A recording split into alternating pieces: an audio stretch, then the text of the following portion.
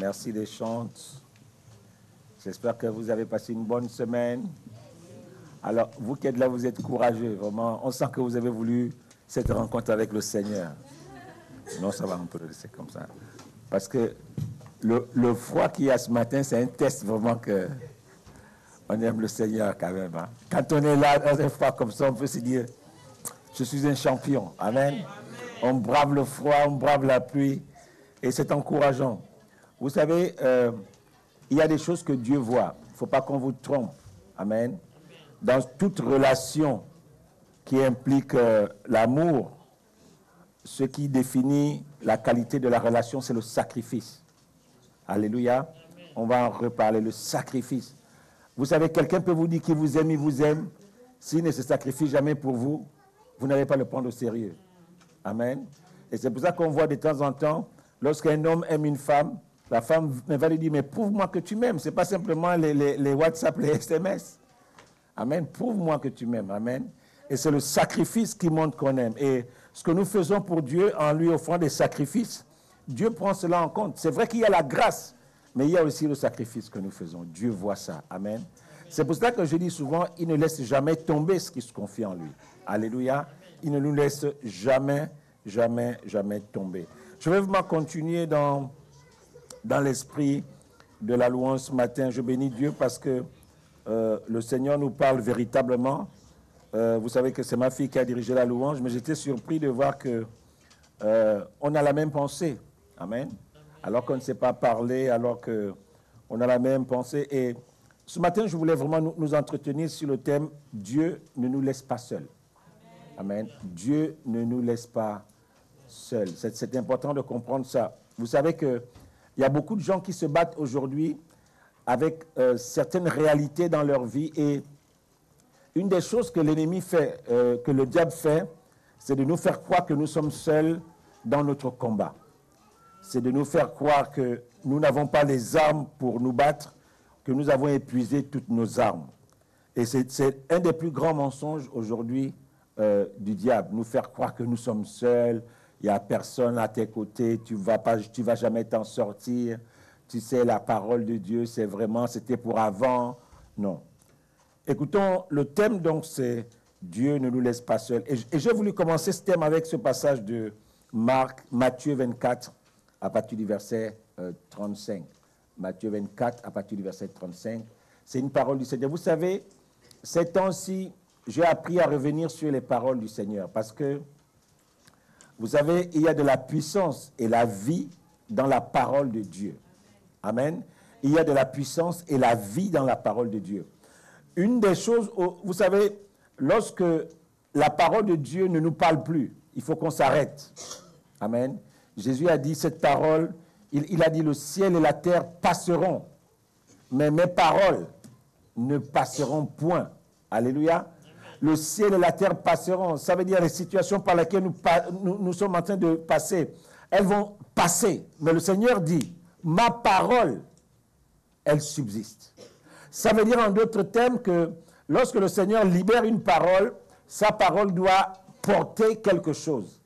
La parole de Dieu doit avoir un retour. Alléluia. C'est pour ça qu'il dit que certaines choses que vous voyez peuvent passer. Mais ma parole, elle est inscrite dans l'éternité. Elle ne passera jamais. Bien-aimés, apprenons à prendre Dieu tel qu'il se révèle à nous dans sa parole. Vous savez, quand vous allez voir un médecin, le médecin vous donne une ordonnance. Vous avez deux choix. Soit vous suivez l'ordonnance, la parole du médecin qui est écrite sur l'ordonnance, soit vous faites ce que vous voulez et votre guérison va être ralentie. Lorsque Dieu donne sa parole, c'est véritablement pour nous guérir, pour remettre les choses en ordre et pour nous amener à vivre une vie chrétienne victorieuse. Amen. Alléluia. C'est pour ça que la parole de Dieu, revenons dessus. Revenons dessus. Il y a la vie dans la parole de Dieu. Il y a la vie qui peut nous porter dans la parole de Dieu. C'est pour ça que le Seigneur dit que ma parole est utile. C'est important. Les gens qui ont compris ça, c'est les gens qui sont souvent dans le fétichisme.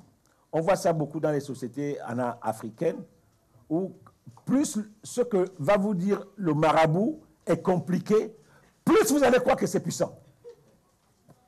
C'est comme ça que ça se passe. Et c'est pour ça que vous allez voir que les marabouts dans ces sociétés-là, ils sont souvent bizarres. Il va enlever une plume de sa tête. Et il va te dire, la plume là ne doit jamais voir le jour. Ah là, je peux vous garantir, vous allez tout de suite la prendre dans la poche. Vous allez arriver à la maison, vous allez vous arranger à ce que la plume ne voit jamais le jour. Parce qu'il va vous faire croire que la puissance est dedans. Vous savez, quand je me suis converti, j'ai beaucoup travaillé dans les délivrances. C'est pour ça que ça me fait rire lorsque je vois les gens courir derrière ça. J'aimais ça. Dans l'église, dès qu'il y avait un cas, on disait, allez voir le frère là-bas. J'ai brûlé des centaines de fétiches. J'ai brûlé des crânes humains. Et une des choses souvent qu'on avait appris au début, quand je rentrais dans ça, c'était que quand les gens nous apportaient des gris-gris, il fallait toujours les ouvrir. Parce que, avant de les brûler, parce qu'il y a certaines gris-gris qui étaient faits à base de cartouches qu'on met dans les fusils. Et quand vous le brûlez, vous pouvez sauter. Et donc, de même main, j'ai appris à brûler ça. Mais si vous voyez ce qu'il y avait dans certains gris-gris, ça vous faisait rire. Des fois, c'était des arêtes de poisson qu'on avait emballées dans un tissu noir. Et le gars, on lui disait qu'il faut porter ça ici. C'est ça qui va te protéger. Vous croyez que les arêtes de poisson peuvent protéger quelqu'un? Ça veut dire que plus c'était compliqué, plus tu étais convaincu que c'est puissant. Alors que le Seigneur nous donne une parole simple. Et nous sommes faits de façon à ce que quand c'est trop simple, c'est pas bon. Donner à un Africain un médicament qui n'est pas amer, il va dire que ça ne travaille pas. Il faut que ce soit amer pour qu'il dise que là, ça travaille, ça va travailler. Mais si ce n'est pas amer, c'est sucré, non, c'est pour les enfants. Donnez-lui de boire un truc un peu bizarre. Et tu lui dis que ça, là, dans 2 jours, tu es guéri. Il va mettre sa voix dedans. Mais dès que c'est simple, il dit non, tu es sûr que ton médicament, là, si ça ne pique pas, si ce n'est pas amer, ça ne travaille pas. Amen. Et c'est pour ça qu'on a du mal avec la parole de Dieu. Beaucoup parmi nous, nous sommes dans les difficultés parce que nous ne prenons pas simplement la parole. Nous voulons la parole de Dieu plus quelques gouttes d'huile. Là, on se dit que ça va travailler. Si on te dit, bon, tu vas lire le psaume 23, quand tu te réveilles le matin, tu laisses la Bible ouverte au psaume 23, tu mets ça sous ton lit. Tous les matins, vous allez faire ça. Parce que vous allez croire que la puissance est dans le fait de laisser la Bible ouverte au psaume 23 et vous vous mettez sous votre lit. Si on vous dit de laisser au psaume 23, vous versez 7 gouttes d'eau sur le premier verset du psaume 23. Vous allez faire ça tous les jours. Parce que l'homme veut Jésus plus la sorcellerie. Quand c'est trop simple, non. Mais Seigneur, comment tu peux me dire que ça, et puis ça marche? Et le diable travaille aujourd'hui. Pourquoi le diable travaille? Regardez sur Internet. La plupart des hommes de Dieu qui aujourd'hui font beaucoup de foule, ils vont travailler beaucoup sur les supports. La parole de Dieu ne suffit plus. Moi, j'ai vu un homme de Dieu dire à des femmes, OK, quelles sont les femmes qui veulent faire des enfants? Venez. Bon, vous allez partir dans un magasin. Vous allez acheter une tenue de bébé. Vous allez acheter le gros sel. Vous allez laver la tenue là avec le gros sel. Vous allez faire sécher ça au soleil. Vous prenez la tenue, vous mettez sous votre tête d'oreiller. Et pendant que vous êtes en relation avec votre mari, ce jour-là, quand vous allez mettre la tenue sec sous le tête d'oreiller, vous faites tout pour avoir des relations avec votre conjoint, la grossesse va rentrer. C'est ce que les chrétiens veulent. Les gens sont tellement désespérés que la parole seule ne suffit plus. Il faut Jésus plus un petit quelque chose. Un petit quelque chose. Au point qu'aujourd'hui, vous allez des gens, ils vont en Israël, ils ramènent des petites fioles, ils vendent la fiole à 300 €. Des trucs qui coûtent 7 € des fois au marché de Jérusalem. C'est au marché, hein, on n'achète pas ça dans les temples. Quand vous allez au marché, tout le monde vend ses produits, chrétiens comme musulmans, parce que les deux marchés sont collés, le marché chrétien et le marché musulman sont ensemble. Donc chacun vend les produits qui marchent. On prend à 3 € là-bas, on vient vous vendre la fiole à 700 €. Parce que ça vient de Jérusalem. Ça veut dire que ça va travailler fort. Laissez ça. Amen. Laissez ça. Le ciel et la terre passeront. Mes paroles ne passeront pas. Et notre texte de base ce matin, c'est Jean 15. On va étudier les 7 premiers versets, juste pour être dans la symbolique. Amen. On aurait pu prendre un peu plus loin, mais je voulais rester sur les 7 premiers versets. Je vais lire la parole de Dieu. Je lis dans la version Lu second et je vais relire sur la version le NFC, le Nouveau Français Courant. Alors, moi, je conseille cette Bible-là, NFC, le Nouveau Français Courant, le pasteur Laurence là aussi. Moi, je suis souvent fier de dire que le jour où ils ont inauguré la Bible-là, qu'on a lancé ça, on était avec Caleb à Paris pendant le lancement de cette Bible. Alléluia, c'est une fierté. Donc, j'ai acheté ça ce jour-là et j'ai écrit ici, acheté ce 3 octobre 2019, le jour de la présentation de la Bible NFC à la mairie du 15e arrondissement de Paris. Quelle joie de plonger le regard dans ta parole. Amen. Nous étions quelques personnes. On a montré le comité qui avait travaillé dessus. Waouh, c'est bien. Amen. Donc, achetez-la. C'est un français qui est simple pour vraiment les gens qui veulent un français simple. C'est aussi bien pour les enfants parce que c'est vraiment écrit dans le français d'aujourd'hui. Amen. Donc, moi, je vous la conseille pour cette année, pour les cadeaux de rentrée. Vous pouvez faire votre investissement dans la NFC. Je ne touche pas les intérêts dessus. Hein. C'est vraiment pour vraiment dire parce que c'est une très bonne Bible. Donc, Jésus dit au verset 1 du chapitre 15, « Je suis le vrai cep et mon Père est le vigneron. Tout sarment qui est en moi et qui ne porte pas de fruits, il le retranche, et tout sarment qui porte du fruit, il l'émonde, afin qu'il porte encore plus de fruits. Déjà, vous êtes purs à cause de la parole que je vous ai annoncée. Demeurez en moi et je demeurerai en vous. Comme le sarment ne peut de lui-même porter du fruit s'il ne demeure attaché au cep. Ainsi, vous ne le pouvez non plus si vous ne demeurez en moi. Je suis le cep, vous êtes le sarment. Celui qui demeure en moi et en qui je demeure porte beaucoup de fruits. Car sans moi, vous ne pouvez rien faire. Si quelqu'un ne demeure pas en moi, il est jeté dehors comme le sarment. Et il sèche, puis on le ramasse, puis on ramasse les sarments, on les jette au feu et ils brûlent. Si vous demeurez en moi et que mes paroles demeurent en vous, demandez ce que vous voudrez et cela vous sera accordé. Je vais lire ça dans la nouvelle verset français courant. Moi, je suis la vraie vigne et mon Père est le vigneron. Il enlève tout sarment qui, uni à moi, ne porte pas de fruits, mais il taille, il purifie chaque sarment qui porte du fruit, afin qu'il en porte encore plus.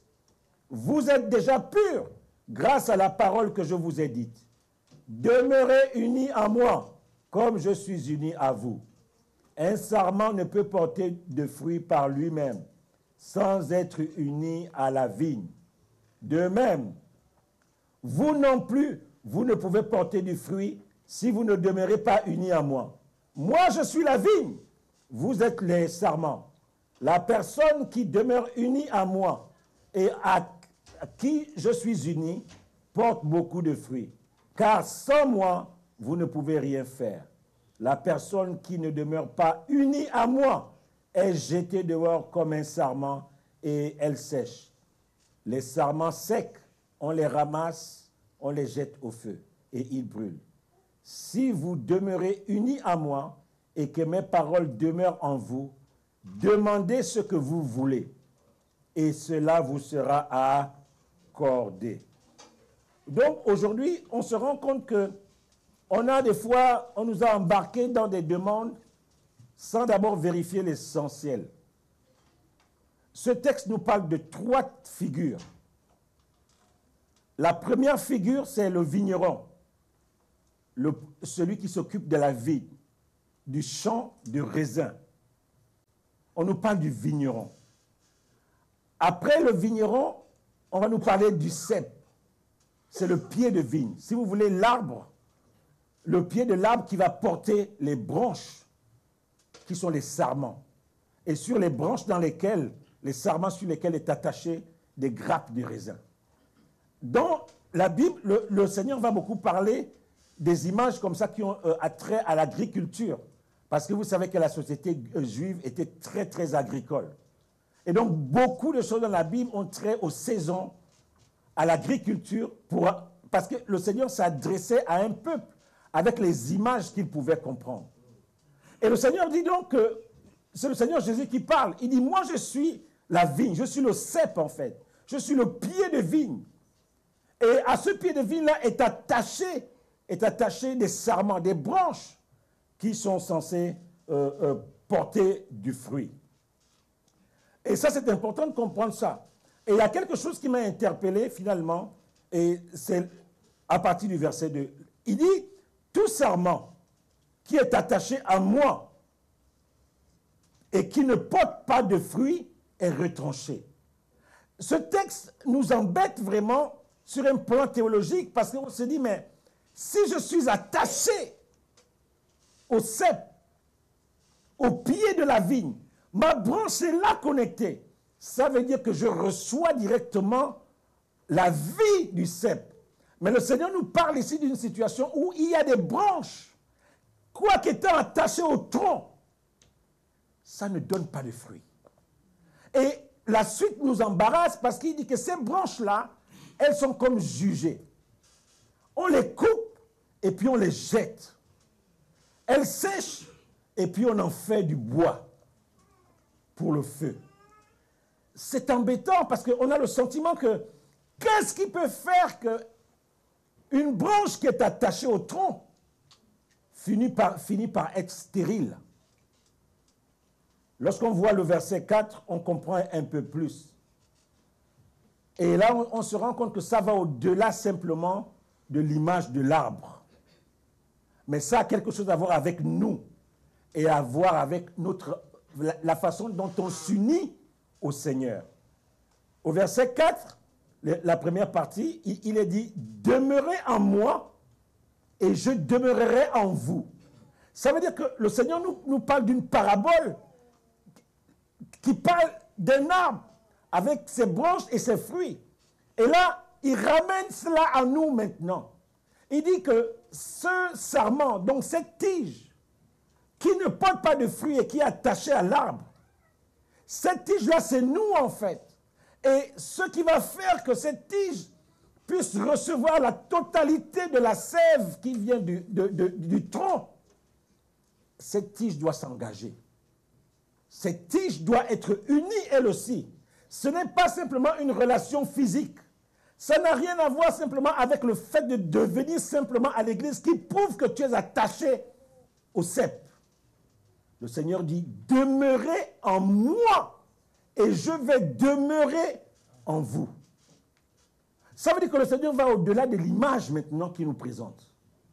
Parce que physiquement, on voit que les tiges sont rattachées à l'arbre. Mais comment tu nous dis encore qu'on doit demeurer, puisque physiquement, quand on regarde, je suis un chrétien, je vais à l'église, je paye ma dîme, je paye mes offrandes, j'essaie d'être là. Mais comment tu me dis que je dois encore demeurer en toi? Il y a un problème. On comprend que ça va au-delà. Le Seigneur nous parle ici de quelque chose qui va au-delà du physique. Il dit, demeurez unis à moi, je lis dans la version français courant, comme je suis uni à vous. Le Seigneur va au-delà en disant que lorsque nous venons au Seigneur et que nous appartenons à une église et que nous appartenons au Seigneur, c'est une relation de tous les jours. Tu dois recevoir la vie de Dieu tous les jours. Ce n'est pas une question d'avoir une carte de baptême. Ce n'est pas une question d'avoir quelque chose qui te donne le sentiment que comme j'appartiens à un groupe dans l'église, je suis uni au CEP. Ça n'a rien à voir.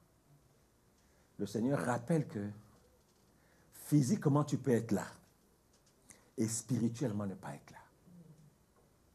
Physiquement, on peut te voir bouger, mais spirituellement, tu n'es pas connecté. Et c'est pour ça qu'au verset 4, il dit « Demeurez unis à moi, comme je suis uni à vous. » Et le Seigneur continue on peut dire, dans une forme d'interpellation qui ressemble à de la culpabilité. Il dit « Un serment ne peut porter de fruits par lui-même sans être uni au cep, au tronc. » Le Seigneur dit qu'un sarment ne peut pas porter des grappes, de fruits de raisin, s'il n'est pas attaché au tronc. Mais Seigneur, on est là, mais nous sommes stériles. Qu'est-ce qui peut causer la stérilité d'une tige qui est attachée au tronc? Qu'est-ce qui peut causer la stérilité d'une tige, d'une branche, si on peut le dire comme ça, qui est attachée au tronc, alors que le vigneron est là? Le vigneron, c'est celui qui s'occupe de la vigne.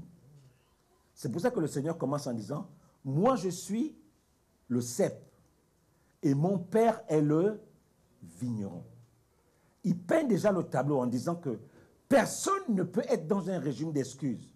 Parce que dans l'image que je vais vous peindre là, voici la réalité. Il y a quelqu'un qui prend soin du jardin. C'est le vigneron. C'est mon Père. Moi, je suis le pied.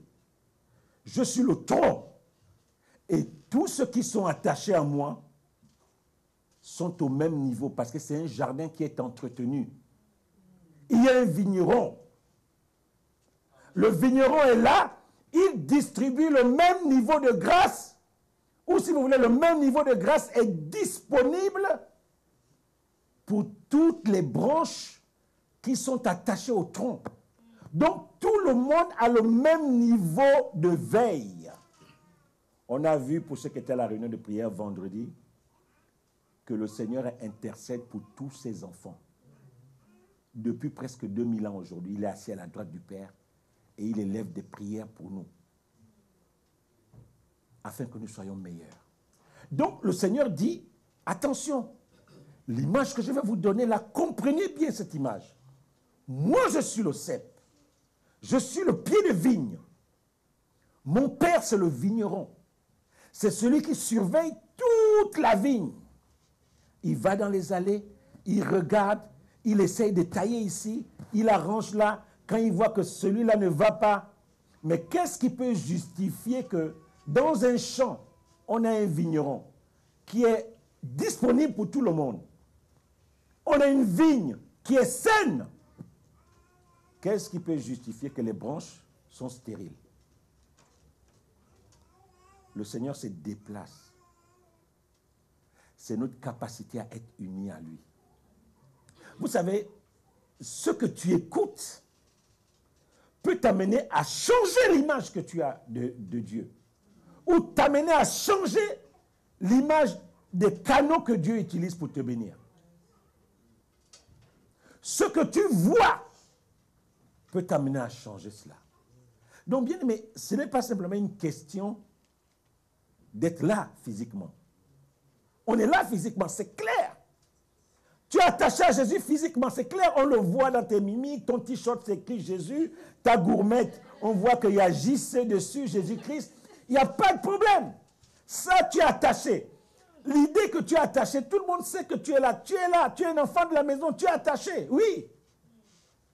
Mais qu'est-ce qui fait qu'il n'y a pas de fruit? Parce que le Seigneur, ce qu'il veut voir, quand on prend cette image, lorsqu'on a un champ de raisin, c'est pour avoir des grappes. Tout ce que le Seigneur fait pour nous, c'est pour que nous puissions porter du fruit. Parce que c'est le fruit qui attire les gens. Quand un arbre a des fruits, il va attirer toutes sortes de vie autour de l'arbre. Vous aurez les abeilles, vous aurez les fourmis, vous aurez toutes sortes d'animaux et d'insectes autour de cet arbre parce qu'il a une vie qui se développe en lui. Et c'est pour ça que ce que le Seigneur veut voir, ce n'est pas dans un premier temps que tu portes beaucoup du fruit. Il dit que si un arbre ne porte pas beaucoup, on va essayer de le tailler, de l'entretenir pour que ses branches soient encore. Mais ce que le Seigneur veut voir, c'est quand même un petit fruit. Il veut voir 3 petites grappes, même 3 petits fruits de raisin qui, on sent qu'ils ne grandissent pas. Le Seigneur va dire que cette branche-là, on peut en faire quelque chose parce qu'il y a quand même un fruit qui est là. Et il va accélérer l'entretien sur toi parce que tu portes du fruit. Donc cette image, elle est à la fois physique, il y a une dimension spirituelle dans cette image de l'arbre. La dimension spirituelle, c'est que la tige, finalement, doit demeurer attachée au cep. Le sarment, sa bagarre, c'est qu'en même temps que je suis attaché au cep, mais je dois me rassurer que je tire le maximum du cep, du pied, pour produire du fruit. Ça n'a rien à voir avec le fait d'être attaché. Plusieurs parmi nous, on a déjà démontré qu'on aime le Seigneur. On paye nos dîmes, on paye nos offrandes. Quand on a besoin qu'on soit là, on est là le dimanche. Regardez là, moins 7 degrés le matin, vous êtes là. Vous avez déjà démontré. C'est bien, c'est une bonne chose d'être attaché. Parce que le Seigneur dit que celui qui n'est pas attaché est jeté au feu. Est-ce que vous croyez que c'est juste qu'on ait fait tous ces sacrifices-là pendant l'hiver? Que le Seigneur nous a interpellés? Pendant que nous sommes là dimanche, le Seigneur est en train de pointer 2 ou 3 domaines de ta vie où il dit que ça là, il faut arranger. C'est pas bon. Ça là, le domaine là, ça fait 5 ans que je te parle dessus. Tu vas encore rentrer en 2023 avec ça. Le Seigneur est en train de parler. Il est en train de pointer. En fait, il est en train de te dire que il faut libérer les canaux dans ta vie pour laisser couler la bénédiction. Amen. Vous savez que quand le sang circule mal dans le corps, qu'est-ce qu'il y a? C'est un AVC, non? Les nerfs sautent parce que les canaux sont obstrués. Le Seigneur est en train de nous parler. C'est quoi que le Seigneur veut voir? Un petit fruit qui vient.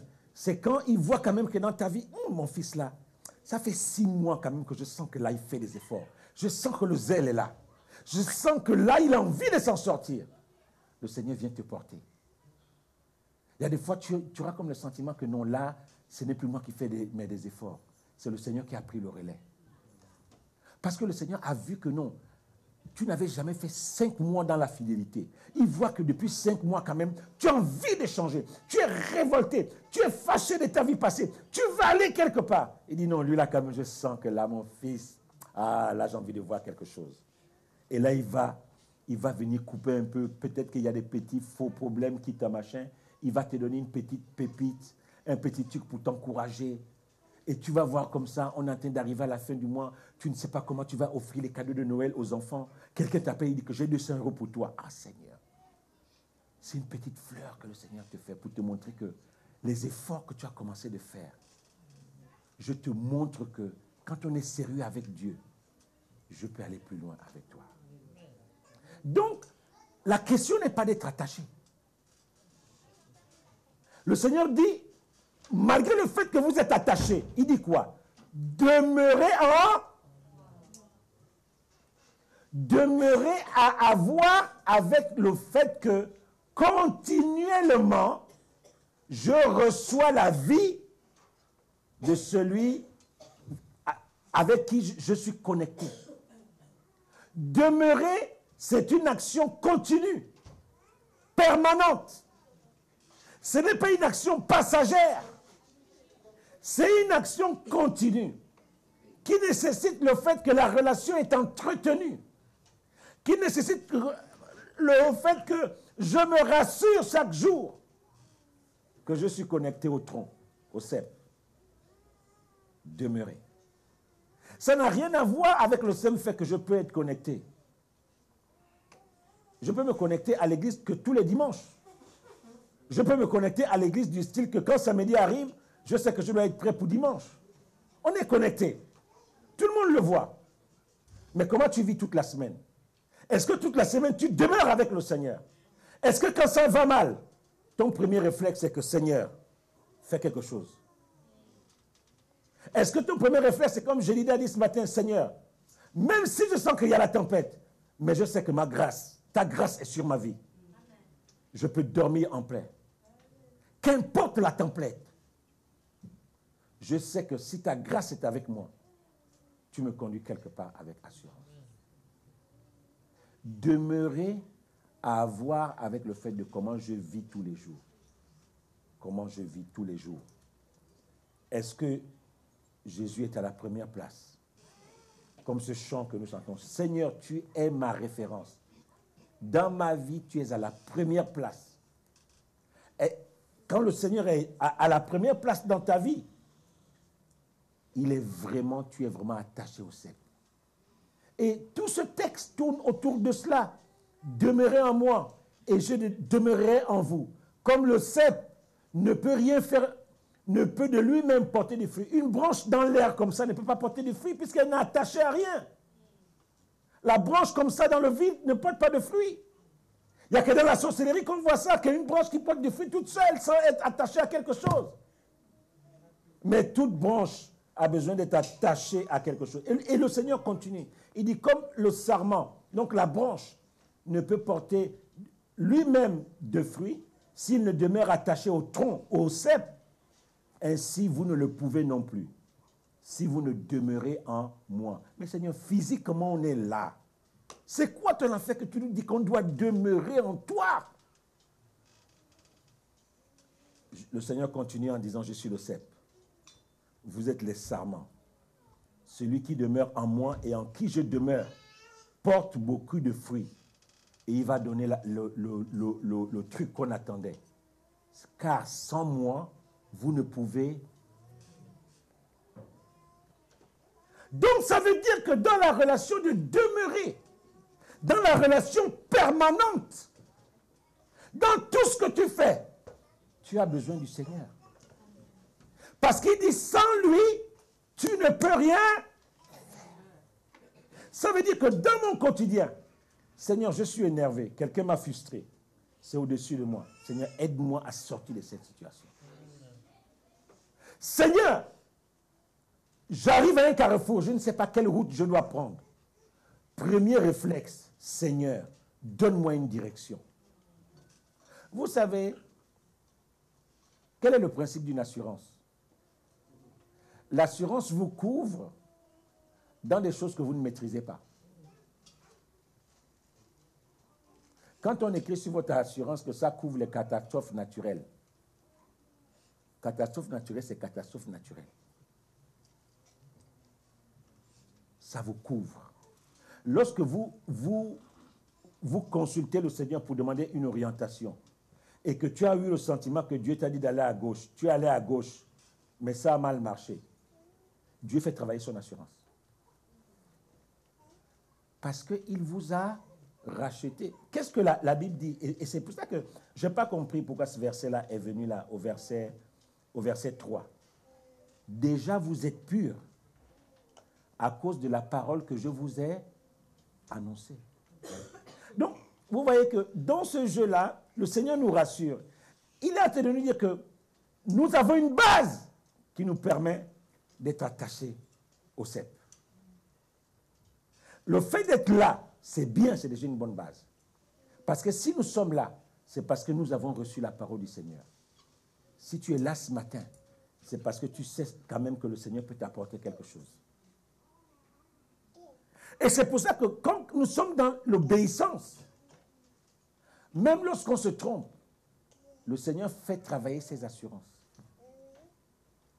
Il dit, mon fils, il est arrivé à un carrefour. J'ai vu qu'il a pris du temps pour prier. J'ai même vu qu'il est peut-être allé un peu plus loin. Il a jeûné parce qu'il veut vraiment s'en sortir. Mais j'ai aussi vu que la direction qu'il a prise là, ce n'est pas la bonne. Il va encore se casser la figure là-bas. Dès que tu vas prendre cette direction, au premier accident que tu vas prendre, que tu vas faire, les assurances de Dieu se mettent en mouvement. Il va venir te prendre dans tes mains, dans ses mains. Il va te souffler. Il t'enlève la veste. Il secoue. Il te remet la veste. Et il te dit, voilà la voie. Pourquoi? Parce que tu as payé le... C'est pour cela qu'un élève qui redouble après avoir fourni le maximum, est différent d'un élève qui redouble sans avoir travaillé. C'est deux choses différentes. J'ai redoublé, j'ai bossé comme un fou, mais je n'ai pas été au niveau. Ça veut dire qu'il y a des choses que tu as accumulées dans l'apprentissage. Mais quelqu'un qui n'a jamais ouvert son cahier toute l'année et qui redouble, il n'est pas au même niveau que celui qui a travaillé. Et ce qui fait que quand Dieu voit tes efforts, il dit, ah, celui-là, malgré ses problèmes, je vois quand même que je suis consulté dans sa vie. Il ne fait rien sans m'appeler. Il y a un petit fruit qui est là. On va essayer de nettoyer autour de sa vie. Il y a des relations que Dieu va commencer à couper. Tu vas voir que quelqu'un avec qui tu t'entendais bien, vous allez rentrer en crise. Et pendant que vous êtes en crise, là, le Seigneur va te dire que laisse ça comme ça. C'est l'occasion que j'avais choisie pour que ça se termine entre vous. Ne renouvelle pas la relation. Dieu va commencer à faire du nettoyage. Ce matin, ce que le Seigneur est en train de nous dire, la question n'a rien à voir avec le fait d'être là, présent, engagé, un département, un truc. Savoir, c'est une relation spirituelle. Jusqu'à quel point tu demeures dans les voies de Dieu. Et le Seigneur continue. Il continue à nous expliquer ce que ça veut dire demeurer.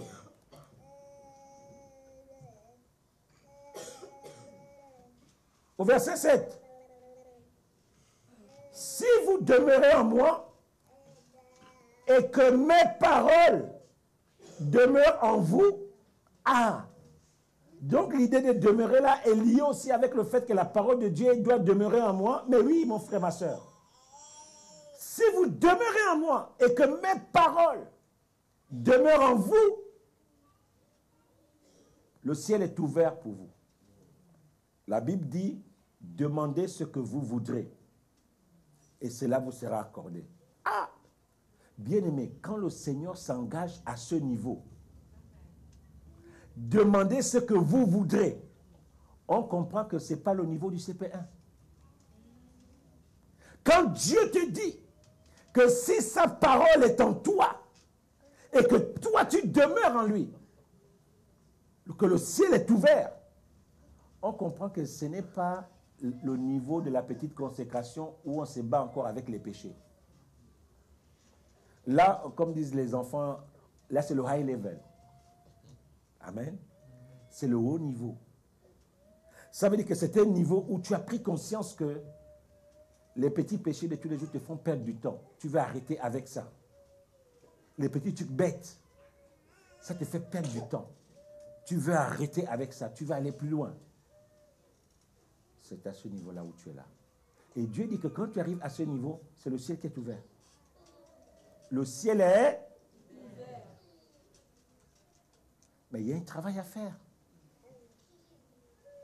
Pour que le ciel soit ouvert, ça veut dire quand même que je ne suis plus au niveau où la parole de Dieu vient. Ça veut dire ça pas, je vis une vie chrétienne en dents de scie. Ici, ma vie est au sommet et demain ça retombe. Demain au sommet, non, tu n'es plus à ce niveau. Tu es quand même arrivé à un niveau de stabilité. Tu arrives à un niveau où on sent que la parole de Dieu est là. Où on sent que là, tu as décollé. Tu es dans une phase où ça va décoller. Le Seigneur dit que le ciel est ouvert. Bien-aimé, moi qui vous parle, j'ai remis toute ma vie chrétienne en cause. Parce que Dieu ne ment pas. Dieu ne peut pas nous dire que si sa parole est en nous, le ciel s'ouvre pour nous et que nous ne voyons rien. À un moment donné, on s'arrête. On prend sa Bible. On prend sa Bible. On prend une chaise. Pasteur Laurence, viens là. Mets-toi assis. Toi, tu es Dieu. Prends ta chaise, mets-toi là. On prend une chaise. On est là. Mon Dieu,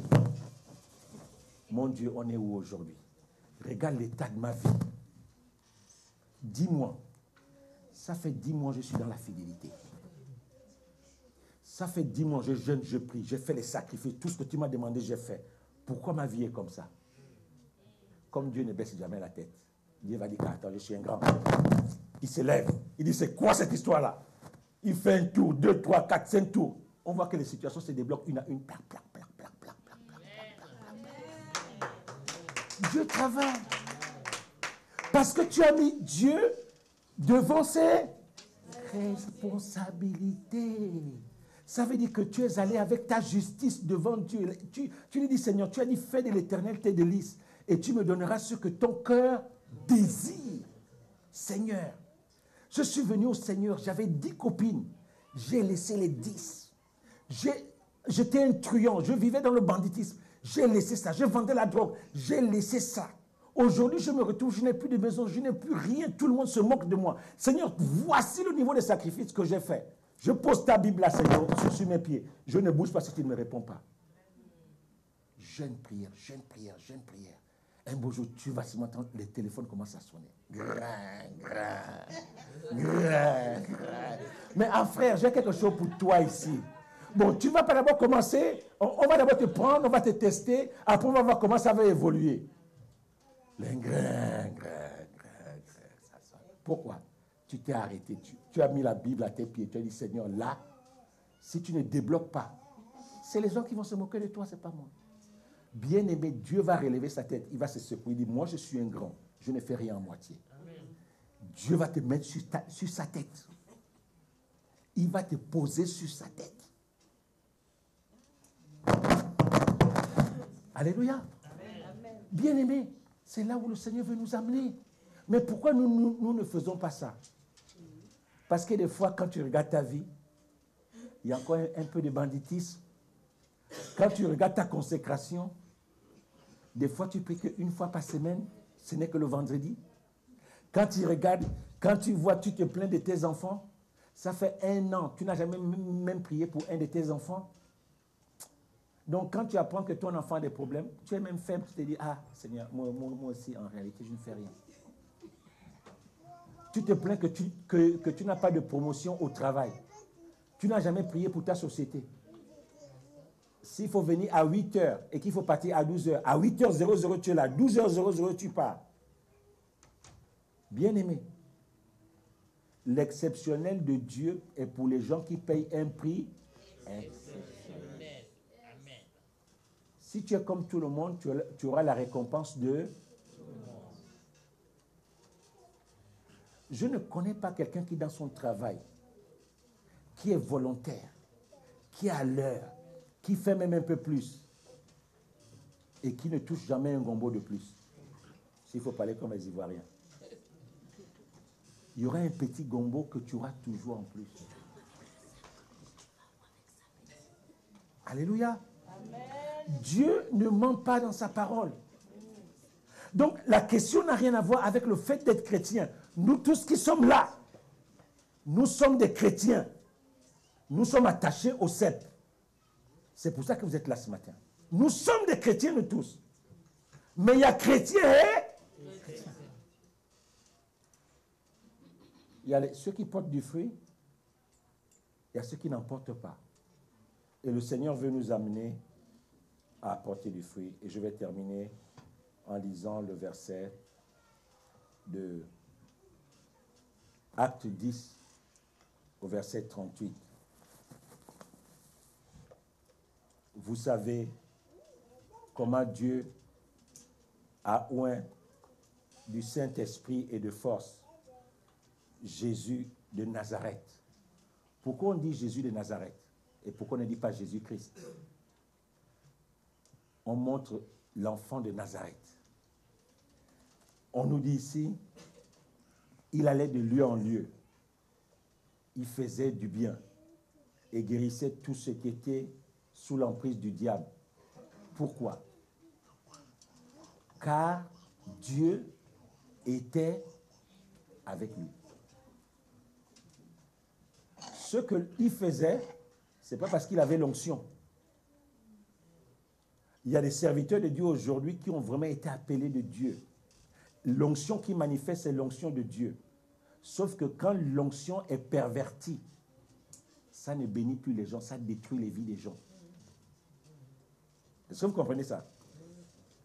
Il dit que Jésus allait de lieu en lieu, il guérissait, il faisait du bien, parce que Dieu était avec lui.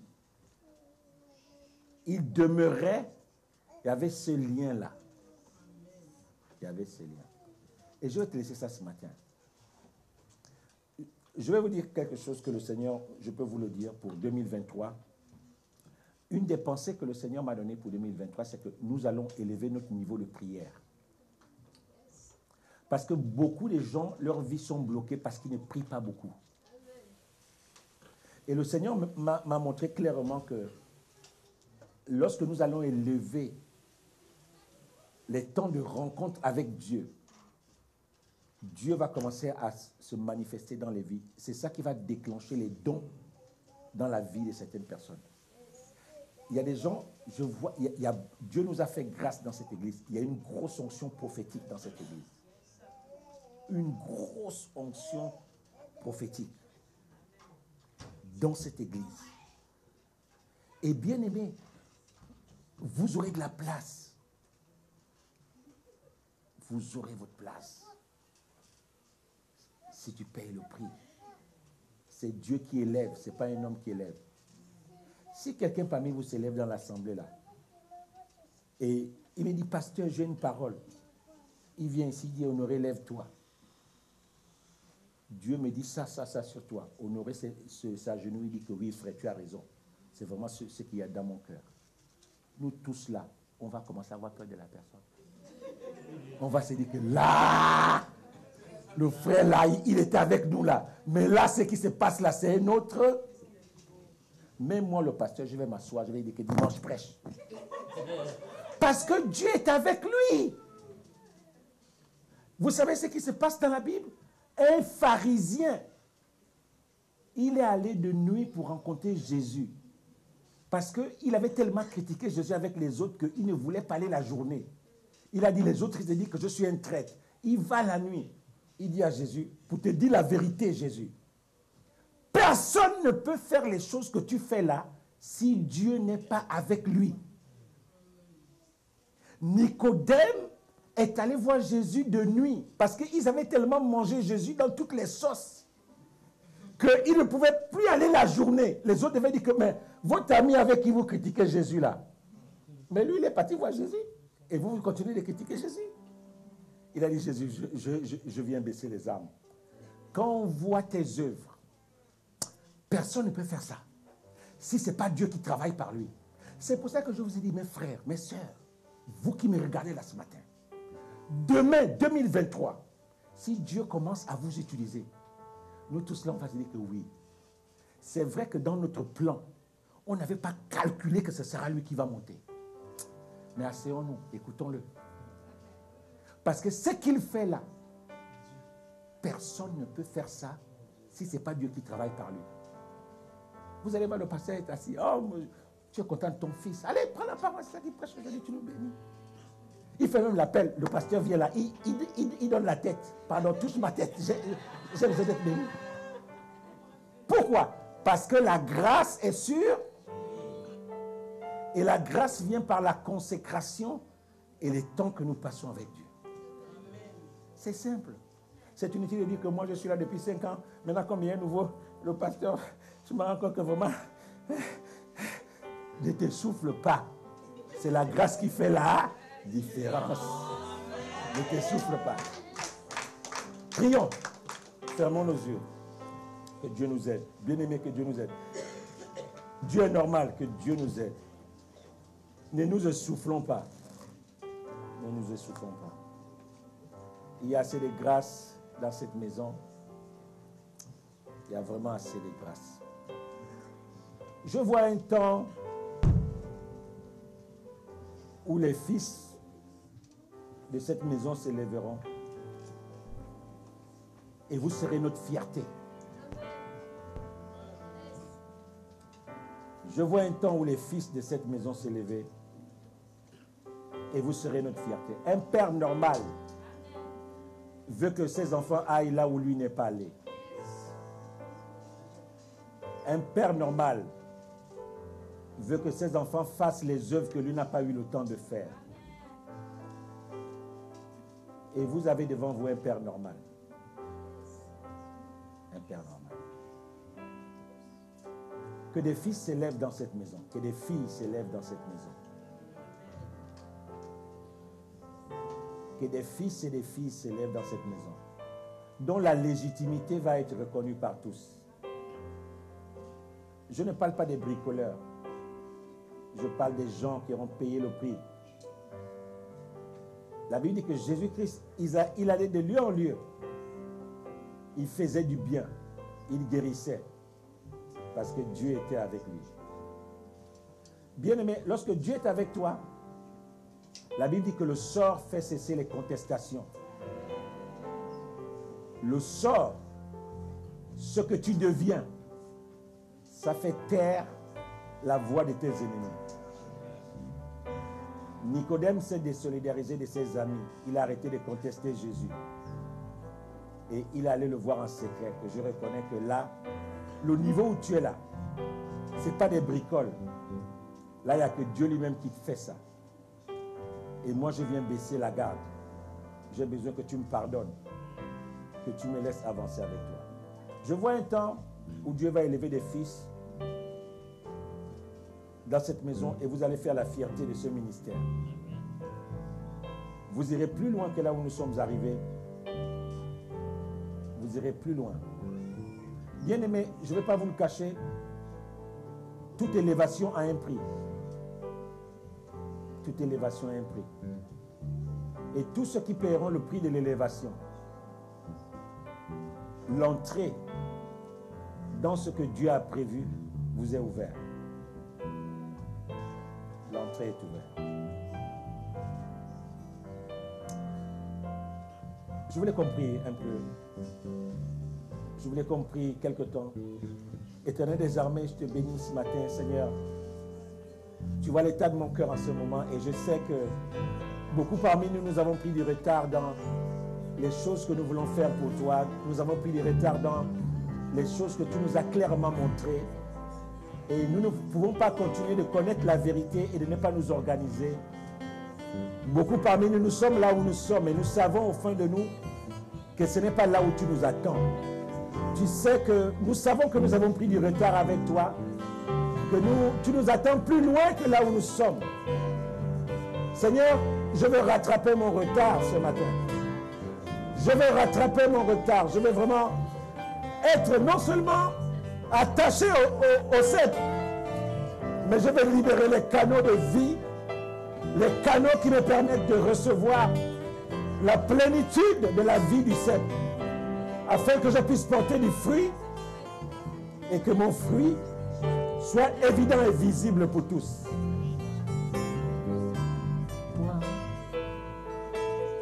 Je veux m'enraciner en toi. Je veux m'enraciner en toi, oh Jésus. Quand viendront le vent et la tempête, donne-moi de résister.